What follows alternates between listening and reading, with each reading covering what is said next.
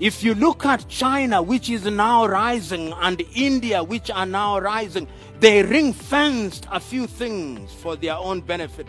Do we in Africa do so? No, we don't. If you look at the emerging Arab countries, which you now see the Emiratis or the Bahrainis or Brunei or Darussalam, you can see they do that. If you look at little Singapore, they are doing that.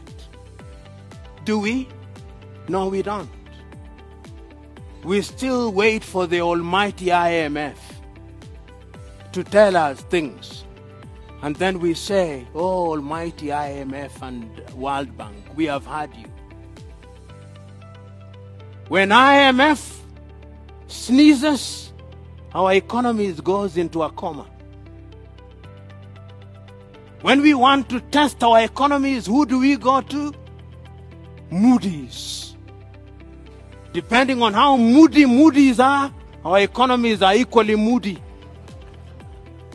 When we want to measure our economies, which indices do we use? GDP. Ladies and gentlemen, the time is now, therefore, for us to begin to assess what it is that we must do as I conclude. And I'm suggesting that the time is now for African central banks to begin to work intimately with organizations such as SADC, initially, with organizations such as East African Community or ECOWAS, for the purpose of beginning to harmonize our economies and having regulatory frameworks that enable trade to happen in a seamless way.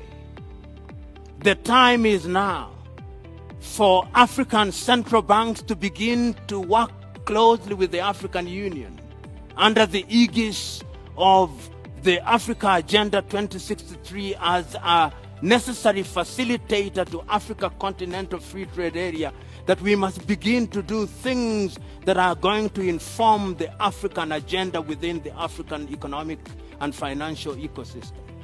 The time is now that we must begin to ensure that we de-dollarize our economy. The Americans don't want to hear this. That we must begin to de-dollarize our economies. Right now in Kenya, if you want dollars, they can't give you more than $5,000. The same in Ghana. And when we do that, whichever currency we create will stand toe to toe